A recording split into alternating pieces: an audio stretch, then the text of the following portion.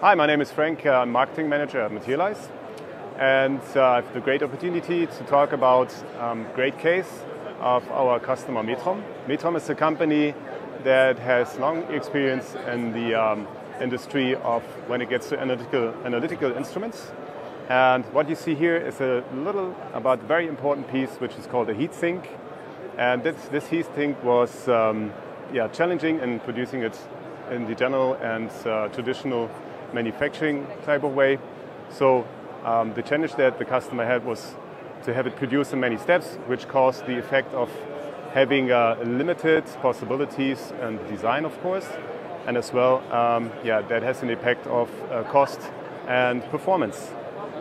Challenge accepted. Manufacturing is the key here.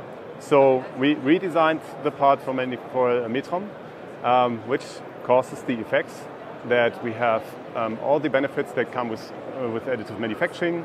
So a more improved design, which leads to a more performance effect. And of course, we develop a complex part into more compact parts.